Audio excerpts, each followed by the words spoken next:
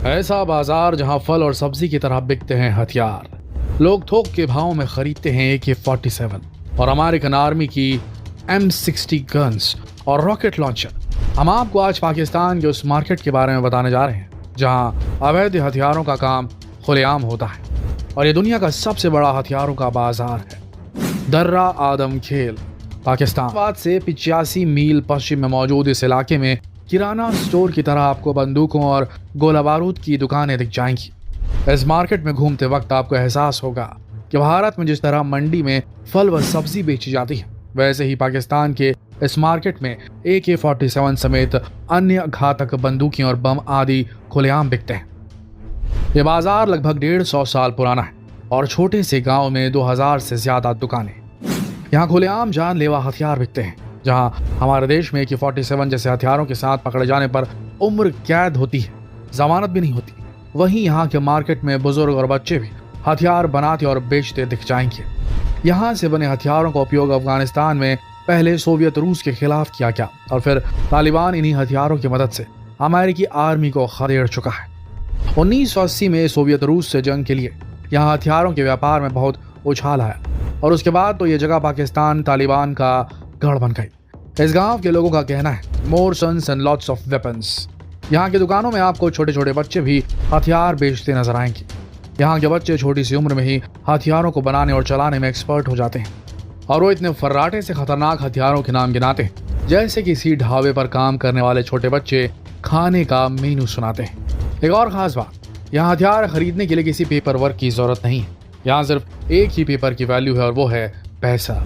अगर आपकी जेब में नोट है तो आप यहाँ से किसी भी देश के खतरनाक से खतरनाक हथियार की कॉपी खरीद सकते हैं। यहाँ के कारोबारियों का दावा है कि वो दुनिया के किसी भी हथियार की एग्जैक्ट कॉपी या रेप्लिका बना सकते हैं। यहाँ आपको AK-47 के रेप्लिका और ओरिजिनल दोनों ही वर्जन आसानी से मिल जाएंगे। इसे छोटे से गांव के कारीगरों की करामात ही माना जाएगा कि वो बिना किसी प्रॉपर ट्रेनिंग के ऐसे खतरनाक हथियार बना लेते हैं। चलिए देखते हैं कि यहाँ के कारखानों में काम कैसे होता है।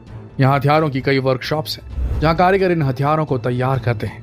ये लोग यहाँ हथियारों के कबाड़ से भी नए हथियार बना लेते हैं। इसके अलावा लाहौर और दूसरे शहरों की मिलों से लोहा लिया जाता है, लेकिन ये लोहा अच्छी क्वालिटी का नहीं होता, जिससे कभी कभी गन के पाइप के फटने का डर रहता है। इसलिए पहले लोहे को भट्टी में पकाया जाता है और इसके बाद इसे ठंडे पानी में डाल दिया जाता है। अब ये देखिए, यहाँ आपको कारतूस बनते दिखाई दे रहे हैं। पहले कारतूस का खोखा तैयार किया जाता है और फिर उसमें बारूद भरा जाता है।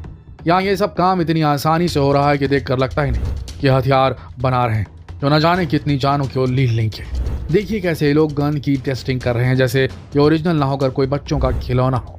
कुछ साल पहले तक यहाँ के बाजारों में छोटी तोप और रॉकेट लॉन्चर तक आसानी से मिल जाते थे। अब एक सवाल ये है कि आखिर इन लोगों को इतने भारी हथियार बनाने की तकनीक मिली कैसे और कहाँ से, क्योंकि इन्हें देखकर तो नहीं लगता कि ये कभी स्कूल भी गए होंगे। तो आपको जानकर हैरानी होगी, लेकिन इन्हें ये तकनीक पाकिस्तान की सरकार ने अवेलेबल करवाई थी।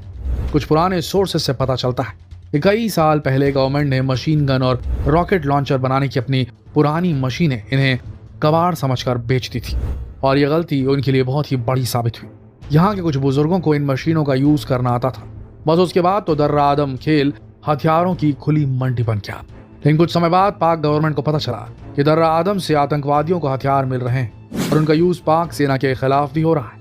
लेकिन पाकिस्तान की सरकार ने अपनी आंखें बंद करके रखी और इसका नतीजा यह हुआ कि दर्रा के बनाए हथियार टेररिस्ट एक्टिविटीज में इस्तेमाल होते रहे। यहाँ आप कम से कम कीमत में भी गन और दूसरे असलहा बारूद खरीद सकते हैं। चलिए अब आपको यहाँ मौजूद हथियारों की कीमत भी बता दें। आतंकवादियों का सबसे पसंदीदा हथियार जिससे न जाने कितने मासूम लोगों की जान जा चुकी है AK-47। वैसे तो गन मार्केट में AK-47 की कीमत है 12 से 15 लाख। वहीं दर्रा के बाजार में जानलेवा गन आपको महज 50 से 60 हजार में आसानी से मिल जाएगी। यहाँ आप चोरी की या स्मगल की गई गन के अलावा ओरिजिनल गन भी खरीद सकते हैं। अगर आपका बजट इससे भी कम है तो भी कोई बात नहीं, यहाँ आपको इसकी लोकल कॉपी भी मिल जाएगी और वो भी गारंटी के साथ। और ये रेप्लिका गन आपको $250 में मिल जाएगी। यहाँ विदेश से आई राइफल भी आप आराम से खरीद सकते हैं। इसके अलावा केवल 5 से 15 हजार में आप क्लिंक गन खरीद सकते हैं।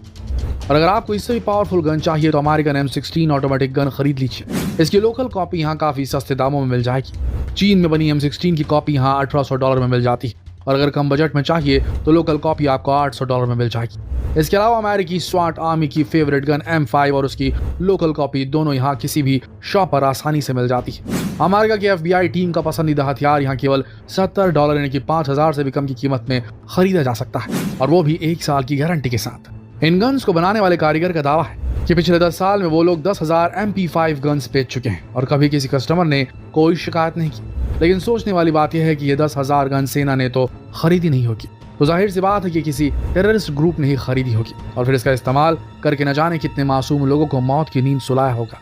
लेकिन क्या इतना बड़ा कारोबार बिना किसी सरकारी मदद के चल रहा है? और क्या पाकिस्तान की सरकार सब कुछ जानते हुए भी कोई कदम नहीं उठा रही?